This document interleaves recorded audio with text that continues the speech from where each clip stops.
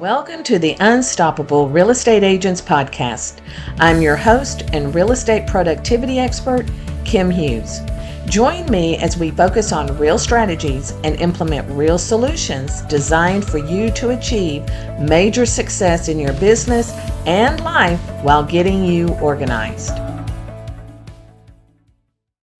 Hi, everybody, and welcome to today's show. This is Kim Hughes, and we are diving in to our third of the series of goal setting for the month of January. So today we want to talk about your database. This is a topic that I bring up all the time. I'm always talking to my clients about keeping your database organized. Make sure you have an action plan, a checklist of what you're doing with every person that you come into contact with. So let's talk about that and go a little bit deeper today. So when I talk to clients about their database, I want to know what you currently have in your CRM system in categories. So this could be leads, cold, warm, hot leads. It could be your past clients, your current clients, your vendors, business to business, networking, family, friends, etc. If you are involved in an organization, let's say like the Rotary Club, or you sit on the board, or you do a lot of volunteer work in your community, you should have all those databases in your CRM system as well. Now, the way that we market to each person in these groups, contact types, or list, whatever your CRM calls it or whatever you want to call it, I'm going to call it contact types for this podcast to keep it clear. So with a lead, you should have a 0 to 3 months, 3 to 6, 6 to 9, 9 to 12. And this should be for the buyer and for the seller side. And a lot of people may disagree, and that's fine. What I'm giving you is the way that I work with my clients and their database, and this is what we see that works. But if you have a better system, then hopefully you can just walk away with some great ideas and tips that you can implement right now. So when you are looking at these leads, where do these leads come from? You need to make a note of that. Do they come from social media? Which platform do you see the highest lead generation? Does it come from your website? Is this coming from referrals? Is it people finding your information from different sources? Maybe you do some kind of a mail out, or you have a billboard, or your car. Maybe you sponsor something with the local high schools or something like that. So you need to know where you are marketing. That's the first place you need to write down, is where do I market to generate leads? And then once you have, that list, then what you want to do is start recognizing if that's working for you or not. So let's say you have a billboard on the highway and you've never seen traffic from it. Do you still need it? Are you still investing in it? Is it something that's paying off? So if you don't know the answer to that, then one thing that you need to make a note of is that anytime you come into contact with a lead, whether it's a referral, past client, etc., where did you hear about me? Make them realize that that's important, that you are, tracking your marketing efforts. So you would say to, Paul and Kim, hey, well, how did y'all find me? Well, I saw your billboard on the side of the road and we called it. That could be something you can track. If you don't ask, you'll never know. Even if it's a Google search. So just make sure that you write down where you market and how many leads have you generated, let's say in the last couple of years from it, because you probably don't keep up with that, but if you do, you'll know right off the bat. If you don't keep up with where you're tracking leads, then that's something that you need to start doing now. So make you a spreadsheet and list all the places where you market. How much does it cost? Is it monthly, quarterly, yearly, etc.? And then you want to have a column for leads so that you can look at those leads and say, okay, well, I've generated 5 leads because of the sign on my car. Okay, So that's probably paying for itself. You don't have to have these huge numbers of hundreds and thousands of people calling you or reaching out to you based on your marketing efforts. As long as, let me take a step back. The way I look at it is, if I spend $200 marketing, say on Facebook ads, and I got one lead from it, that was worth it. Because guess what? My commission is going to be higher than that $200 that I spent on that ad. But how many people did it get in front of? That's where you have to look at your reporting. And that's where you have to look at your stats and see what that's going on. This may sound like it's very boring, but it's very much needed in your business so that you can see where you're wasting money and where you're not wasting money. So think about that. And then the next phase that you go to is, how many referrals do you get from past clients? If you have 0, then you need to create a strong past client campaign, system, checklist, action plan, whatever you want to call that. And that should be very important because these are people that you've done business with. They know you, they depend on you, they trust you, and why wouldn't they send you referrals? So this is an area that you heavily want to focus on to make sure that you stay in front of them. And then, of course, your website and how is it positioned and how can you track the reporting from the website to tell you how many leads come across your website each month and how many of those are you converting. So this all has to do with your CRM, believe it or not. And so what I want you to do is kind of put the steps in place so that you know where your leads are coming from, how much do you spend on that marketing effort, and then that way you can start tracking. Now what we're going to do is look at everybody in your database and create a contact type. You don't have to get crazy. You don't need 100 contact types. You need it very simple to keep it organized and something that you will actually do. So in your contact types, like I said, you should have leads and then it broken down within that year. So there's 4 types of leads that can come across you in 4 different ways within a year. And that's 0 to 3, 3 to 6, 6 to 9, and 9 to 12. And then if you want to make it further out, you can do that. Then you need an action plan of what you're going to do when that lead comes across your desk and what are you going to send them. So you need to have a checklist of what that system is going to look like. So what we would call an SOP. So you have an SOP on how you are going to communicate with all these leads that come in. Then you're going to put them on, okay, well, once the lead comes in, what do I do? Well, they go on a drip campaign. And that drip campaign needs to be customized to the length of time that they're working. Okay, so if they're 0 to 3 months, they're going to be on a different campaign than somebody from, say, 6 to 9 months drip campaign. So you kind of need to think about that and what do you want that to look like? And if your CRM system offers a generic drip campaign, that's better than nothing. So put them on that until you get something figured out and you can write your own or even tweak the ones that you currently have by your CRM. We write the campaigns for our clients because we want them very customized. Now, that doesn't mean that we don't incorporate some that come from a CRM or maybe your franchise has offered you some. We take all those into account, and then what we do is look at it and then say, okay, that's a good email. Let's use that one from the franchise.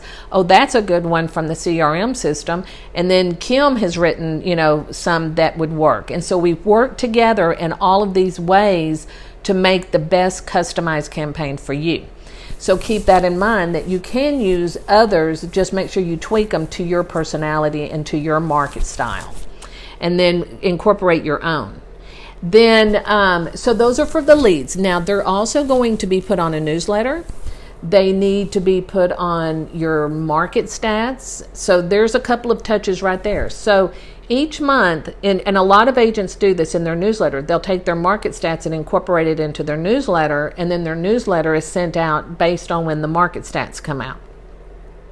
So that's a great way to do it. That's 1 touch a month for a year. So that's 12 touches throughout the year. And you don't have to move people around. Everybody that you have an email address for should be getting your newsletter. So that's number one. Then number two would be you have them on that appropriate drip campaign, but then what is your action list? And an action list is where you personally are taking action on that lead. So are you calling them, texting them, emailing them outside of the newsletter and the drip campaign? So the way that I kind of look at this is, depending on the scenario of timeline, is they should get an email that's educational, based on buyer or seller. Then they should get your newsletter. They should get a phone call from you and then a text from you. And that doesn't mean all in 1 month. It just means sit down and average out what you will commit to doing. Because what you commit to doing and what the agent over at Keller Williams is going to be doing are two different things. Same goal, two different things. Okay? The way you approach and the way you talk to them. So this is vital to your business, is to have strong action plans, strong systems, strong drip campaign, strong newsletter. So it's going to take a little time for you to devote to that to make it better. And then as you are happy with it, then you always look at it and say, how can I make it better? And this is where we can come in and help you if you struggle with that area, or if this is just an area you don't enjoy spending time in. So now that you've done that for the leads, what are we doing for your past clients? So again, you want to look at all your past clients, and I'm going to give you a couple of things here because this is so important to your business. So a past client, you need to look at that past client and say, when was the last time I talked to them? So you can make a spreadsheet, you can just scribble this down, whatever you want to do. But you want the name of the past client. When was the last time when did they buy or sell with you? When was the last time you talked to them? Whether it was on the phone, a text, social media, just in passing. And did they refer you to someone?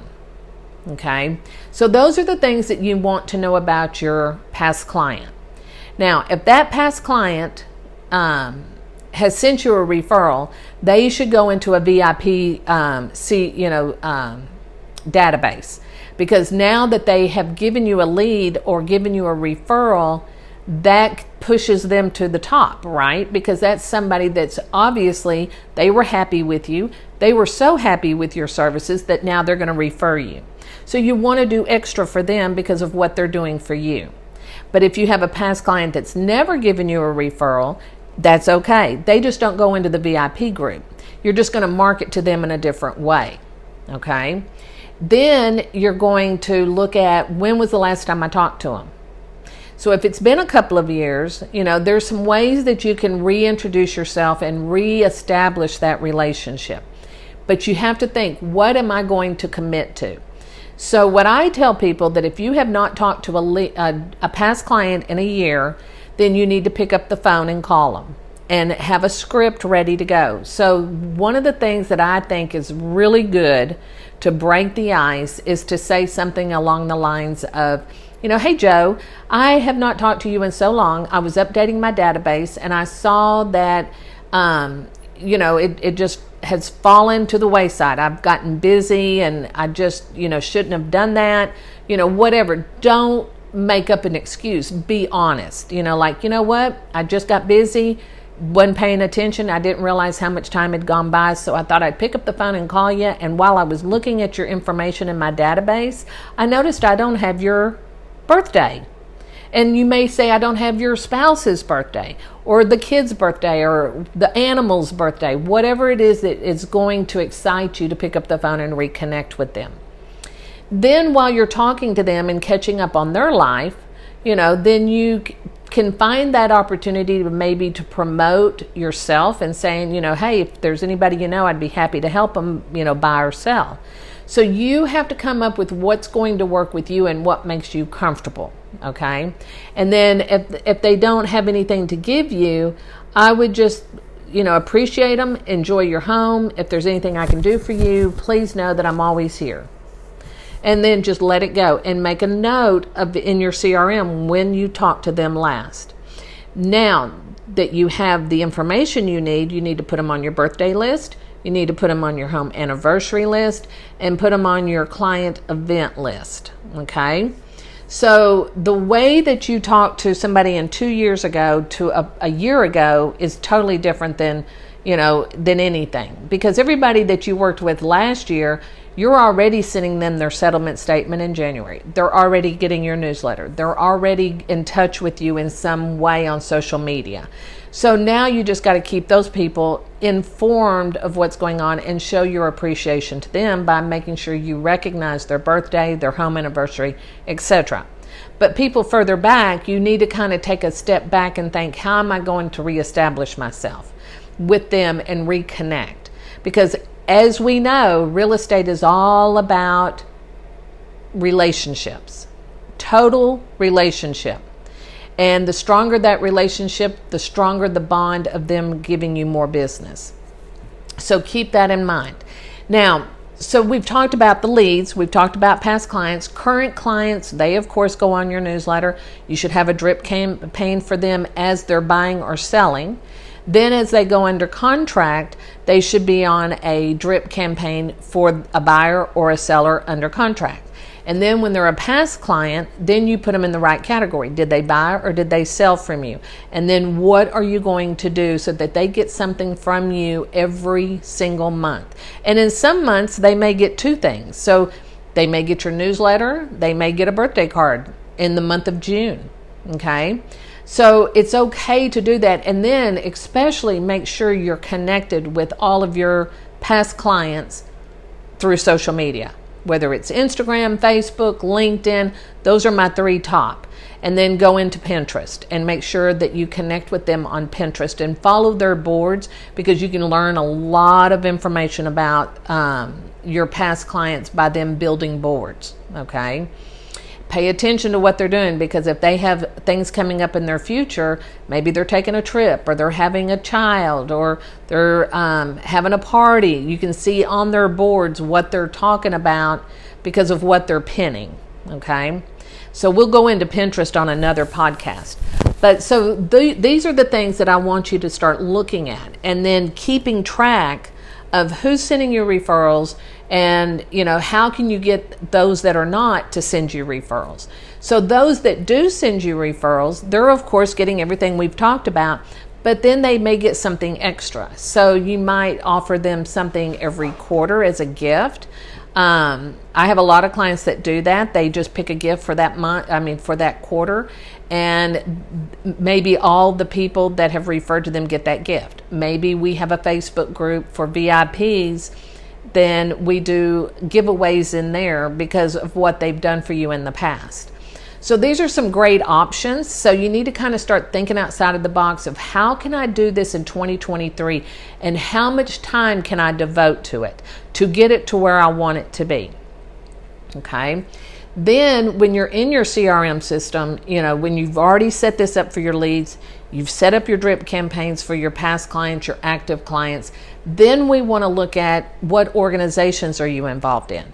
If you're in Kiwanis, a heavy member in your church, if you are in the Rotary Club, or you may sit on a board, where, like here where I live, we do have a board for certain things, and we all are members, there's certain members of the board, but we do things throughout the year that interact with other community involvement organizations.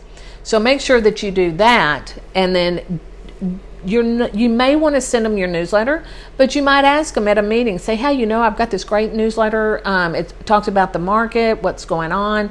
Would love to put you on it. Do I have your permission to do that? Sure, go ahead. So you might, with those people that you interact with more, don't just assume they want it, but you might just say, I'd love to share with you my newsletter. I'd love to get your opinion on it. You may say, what, because you're my friend, you're my business associate, I do business with you on, you're an insurance agent, you help all my clients with homeowners insurance. I'd love to give you a little, topic of talking about insurance this next month or 3 months from now. If you'd like to donate that topic, I'll put it in my newsletter and we'll drive some traffic to you. that is a great way to build a relationship business to business, local business to business. And then get their birthdays and send them all a birthday card. Put them on your holiday card list. Think of the ways that you can interact with people in your community that you're not interacting with now. Okay? You want to be on their mind all the time. So those are the business people, and then you want to recognize maybe your teachers, your school board, whatever that may be. So, maybe you donate something for, right now I think high schools are going into baseball season. So, maybe you do some kind of a sponsorship there. Hand out cups at one of the baseball games, hand out fans, when the season gets a little warmer and people are wanting to cool down. So these are some things that you can do, and you can put these in the back of your car and just leave them in the box, and then when you get to the game, you can just start handing them out. People appreciate this stuff. We have, in my town, we have a guy that has the coolest looking car, and he has 2 or 3 people in the car with him as we're doing the parade, and they're throwing out stuff. Free aspect. So if your CRM system is not that robust, you might want to start looking at some out there and comparing what they offer and what you're going to use. I'm not going to tell you to go out there and buy the best and the one that has the most tools and the bells and the whistles, but if you're going to use them, then absolutely, But if you're not going to use them, then you don't need to pay for them. And so be very careful and not get, sucked in by the shiny object, they're dangling in front of you. Take note of what they offer and the price, and then what are you going to use to justify the price. So you should do this in every aspect of your business, but especially with your CRM. It can be a money maker for you if you treat it the right way. Treat it with respect and take care of your database. Make sure you have your leads and your past clients, your current clients, your business associates, any organizations, volunteering, anything that you do, everybody should be in there under a contact type. So just keep that in mind as we are working through the goal setting roadmap for January. And if you have any questions about your CRM system or need some suggestions on which ones might benefit you, just shoot me an email, kim@kimhughes.com, or you can also reach out to me through my website, kimhughes.com, or you can call me, text me, and we'll schedule a call to see what's going on with your business and what we recommend that you can do. So y'all go out and have a great day, and I would love to hear how you're using your CRM system and how you're organizing your database. And if you have any tips to share with other agents, please leave a comment and let us know. We'll be happy to share it and give you all the bells and whistles when we tell them the tip. So go out there, work on that CRM system. It could be your best friend. And if you have any questions, we look forward to talking to you. Have a great day, and we'll see you next week. Bye-bye. Thank you so much for tuning in. And if you know someone, and I bet you do, who would appreciate this podcast, please share it with them. As a reminder, this podcast can be delivered directly to your favorite device by using the subscribe links you can find in the show notes below or over at unstoppablerealestateagents.com. Remember, it takes as much energy to wish as it does to plan. Have a great day.